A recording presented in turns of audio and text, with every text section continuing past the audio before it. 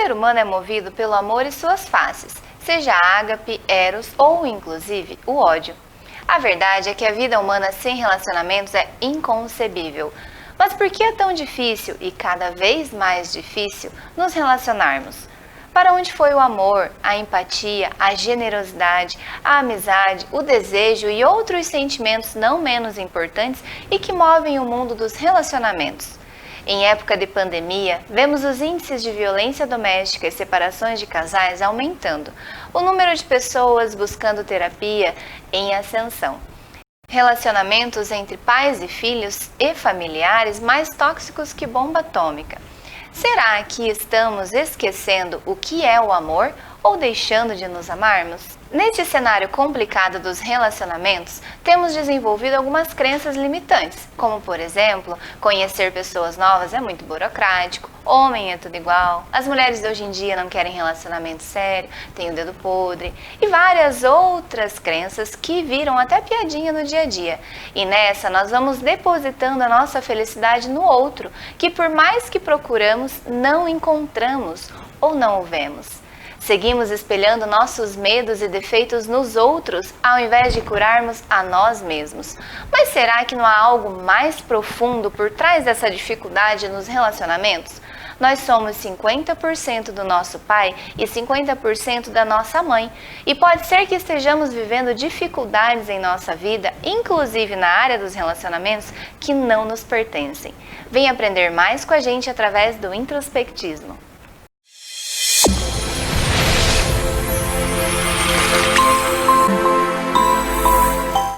Boa noite a todos, estamos começando mais um programa Introspectismo, um programa realizado pelo Instituto de Pesquisas e Tratamentos Humanísticos, o IPTH. Falaremos nesse programa, e no decorrer de toda a semana, sobre um assunto que é bastante forte nas pesquisas que são realizadas no Instituto IPTH, que é a questão da ancestralidade. Nesse programa nós vamos trazer mais alguns assuntos, mais alguns casos clínicos, mais alguns exemplos do quanto esse fator ancestralidade ele é influente em nossas vidas e o quanto a ancestralidade é muito mais ativo nas nossas ações, nas nossas emoções, nos nossos sentimentos, muito mais ativo do que nós podemos presumir, do que nós podemos esperar. E para começarmos o programa de hoje, nós vamos direcionar para o Dr. Celso Sheffer uma questão que é bastante curiosa e que muitas pessoas até nos perguntaram, devido ao que já falamos na semana passada, que é qual que é a participação que a ancestralidade tem na nossa vida? Por que esse assunto ancestralidade é uma coisa que é tão significativa para nós, visto que nossos ancestrais já morreram, já se foram, já estamos em outro tempo, já estamos vivendo outra história, aquilo tudo é passado. Mas como que esse assunto ainda pode ser influente e ativo na nossa vida atual? E para compreendermos como essa ancestralidade é tão participativa no nosso dia a dia, qual que é a importância, porque falamos tanto sobre ancestralidade, o Dr. Celso Sheffer vai nos explicar nesse programa como há essa influência e como nós somos, de certa forma, conduzidos por destinos que aconteceram lá atrás. Boa noite, Dr. Celso. Boa noite, Cleiton. Boa noite aos telespectadores do canal 38. Obrigado por estar conosco no programa Introspectismo. O programa de hoje nós vamos falar sobre a ancestralidade, o Cleiton já falou, né? Já fez a introdução. E sempre quando nós falamos em destino, em existência humana ou vida humana, obrigatoriamente nós somos remetidos a uma história genealógica, onde tudo começou. Então, quando nós falamos de construção civil, a pessoa capacitada a falar é o mestre de obra, é o engenheiro e assim por diante, o arquiteto. E como nós, na psicanálise sistêmica, nós trabalhamos dentro de uma questão muito profunda do ser humano, que é os campos informacionais, os campos de memórias. E esses campos informacionais nos conduzem à história humana, no início da nossa existência. Vou dar um exemplo aqui para você compreender. Quando a minha vida começou, vou falar da minha experiência pessoal. Então, dentro de um processo terapêutico, pelo método ASMI, eu fui conduzido por um dos nossos terapeutas do IPTH em busca da minha história, onde a minha história começou. Então, na 8ª geração, um jovem rapaz, ele conhece uma outra moça de uma outra família e eles se casam. E deste casamento saiu os filhos e vieram progredindo as gerações, e desta linhagem eu nasci. Então eu sei, através do processo terapêutico, onde a minha existência começou. Mas esta minha existência não limita-me a 8 gerações, porque toda a história, até a 8ª geração que eu conheço, né, que eu fiz esta abordagem, tem todo um histórico que trouxe os meus avós, bisavós lá da 8ª, 9ª, 10ª geração, trouxeram enquadrado dentro dessa história. Então é uma forma de prosseguir a vida como o fluxo de um rio. Por isso da importância de falarmos da ancestralidade. Por exemplo, se eu tenho uma área da minha vida que não funciona, por que ela não funciona? Isso é uma pergunta. Aonde está a origem desse bloqueio? Provavelmente está nos meus pais ou estão nos meus ancestrais. E se nós não fizermos essa busca através da desprogramação do DNA, que é uma técnica que a gente usa, nós não conseguimos resolver o problema, né, Cleiton? Exatamente, né, doutor? E um grande erro que as pessoas cometem hoje no pensamento é nós nos julgarmos indivíduos, não é mesmo? As pessoas hoje têm uma concepção de indivíduo. Eu sou um ser individual, eu sou o que eu faço, eu sou o que eu penso. E esse é um dos maiores equívocos que as pessoas podem cometer, visto que pensarmos enquanto indivíduo seria a mesma coisa que uma maçã pensar que ela é uma fruta que surgiu do nada e ela é maçã porque ela quer ser maçã, e ela esquece que ela na verdade vem de uma árvore que tem muitas outras maçãs e que tem todo um contexto, né? Então, nós nos sentirmos seres individuais e autônomos seria a mesma coisa que uma fruta se sentir independente, né? Exatamente. E nos estudos que nós praticamos dentro da teologia clínica, que é uma das nossas especialidades no IPTH, é uma visão teológica de um pano de fundo espiritual. Isso é a teologia clínica, que nós chamamos de formação em psicoteologia clínica. Essa é uma das nossas especialidades. Então, eu como teólogo, sou um estudante da vida, um eterno estudante. Jamais vamos chegar no ápice do conhecimento devido à grandiosidade e o mistério que está ao entorno da vida, né? Mas tem uma passagem bíblica muito interessante que nós podemos compartilhar com vocês agora para surgir melhor compreensão. No Evangelho de Lucas, capítulo 16, a partir do versículo 21, Jesus Cristo faz uma narração do pós-morte. Ele fala que rico e Lázaro. O rico chamava Dimas. Então, o rico morreu.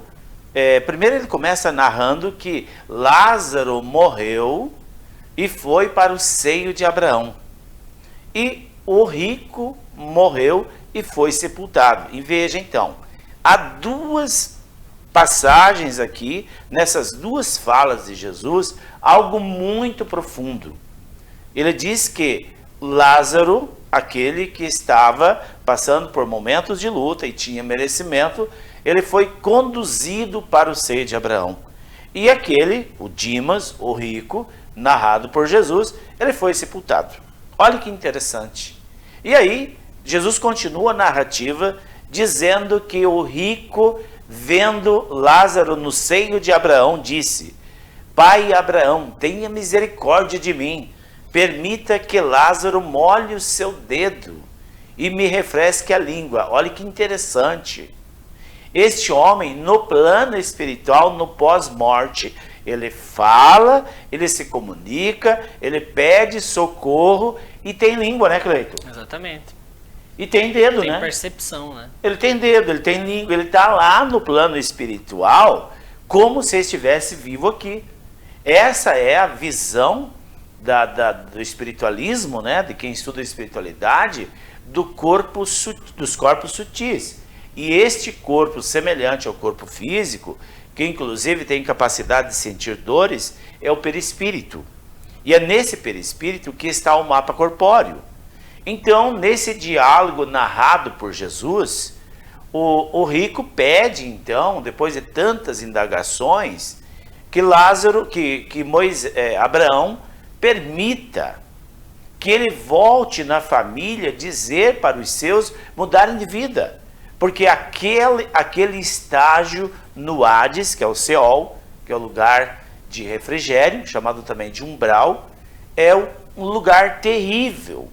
E o sofrimento deste homem, narrado por Jesus, chamado de rico, aí está o grande problema da ancestralidade, que não alcançaram ainda os níveis elevados de luz. É nesta questão que entra a compreensão da psicoteologia clínica e também da compreensão da psicanálise clínica e psicanálise sistêmica e das constelações sistêmicas familiares, onde nós estudamos um campo de memória que nós recebemos essas ressonâncias de sofrimento da nossa ancestralidade, de frustração, ressonâncias de adoecimento e os mais variados tipos de dinâmicas de fracasso. E nós recebendo essas ressonâncias, não estando despertos, não compreendendo que aquilo não é nosso. Então nós assimilamos aquilo como sendo nosso de verdade e passamos a adoecer ou passamos a fracassar no destino conforme as ressonâncias que nós recebemos. Isso é muito mais do que verdade bíblica. Nós conseguimos empiricamente comprovar isso no dia a dia do Instituto. 99% das doenças são de origem espiritual, de almas obsessoras ou de ancestralidade em sofrimento, que nos envia essas ressonâncias, e as pessoas que não estão despertos, não estão conectados com a percepção, acaba sentindo uma dor, uma tristeza, uma angústia, e acaba assimilando aquilo como se fosse sua. E acaba adoecendo, né, Cleito? Exatamente. Mas uma pergunta que ocorre muitas vezes, doutor, então existe ancestralidade, ela nos influencia, mas como acontece essa influência, né? Eu estou aqui agora, eu estou aqui no estúdio, estamos gravando um programa, como que a ancestralidade estaria me influenciando agora, né? Como que é essa manifestação da ancestralidade em nossa vida? As pessoas, elas estão sendo influenciadas, como que acontece essa influência? Boa pergunta, Cleiton. Essa pergunta é maravilhosa. Todos nós, seres humanos, espíritos incorporados ou não, vivos ou mortos, nós temos no encefaloperispiritual, que é um segundo corpo aqui, nós temos um componente chamado radar límbico no perispírito. Esse radar límbico, ele manda ressonância para a glândula pineal, e do lado da glândula pineal, nosso cérebro, nós vivos, né?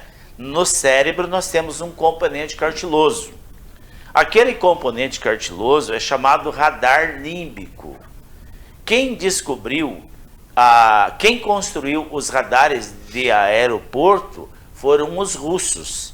Eles fizeram os radares dos aeroportos, que tem uma capacidade incrível de perceber o que está no entorno eu não sei como que chama, Cleiton. Espaço aéreo. No espaço aéreo. É uma coisa terrível aquilo. Maravilhoso. 1.000 quilômetros, 2.000 quilômetros, 3.000 quilômetros, aquele radar capta um movimento no espaço aéreo. De onde os russos tiraram essa ideia para fabricar tão fantástico o aparelho de percepção de ressonâncias? Eles tiraram da compreensão do radar límbico do nosso cérebro. E é esse mesmo radar límbico que eu estou falando que norteia as aves. Isso é do reino animal, Cleiton. As aves que vão do norte ao sul do país, do continente, eles usam esse radar límbico como localizador. E no ser humano é diferente das aves. As aves têm esse radar límbico para seguir um rumo, um norte. E nós recebemos pelo radar límbico, como é o canal, como é, por exemplo, a sua televisão aí. Você está nos assistindo na televisão ou no YouTube, e essa é uma frequência. Então, dentro dessa frequência mental, nós nos conectamos às vibrações de um campo vibracional chamado campos mórficos. E é desta forma que os ancestrais enviam as ressonâncias. Por exemplo, se o meu bisavô, por exemplo, ele morreu, vamos ser bem trágico aqui, vamos supor que ele suicidou-se. Então, ele suicidou-se, a grande maioria das pessoas, eles escondem a verdadeira razão da morte. Então, lá no Hades, porque ele vai para o Hades, lá em sofrimento, ele envia uma mensagem de sofrimento. E esse código é decodificado pelo radar límbico e eu começo a sentir tristeza, angústia e até desejo de suicídio. E a pergunta é, de quem é esse desejo de suicídio? É meu ou é dos meus ancestrais? É desta forma, Cleide, que nós nos conectamos a eles e nos comunicamos numa linguagem não verbalizada. E vale ressaltar também que essa comunicação ela é inconsciente, né? Nós não percebemos que ela acontece. Percebemos os efeitos, mas não as causas muitas vezes, né? Essa comunicação só é possível perceber pelos efeitos ou quando você estiver focado no que está acontecendo ao seu entorno. E acabou o nosso horário, né, Cleiton? Infelizmente nosso tempo chegou ao fim, mas amanhã, no programa Introspectismo, continuaremos explicando a questão da ancestralidade, trazendo outros exemplos e mais esclarecimentos sobre esse assunto. Um grande abraço a todos e até amanhã.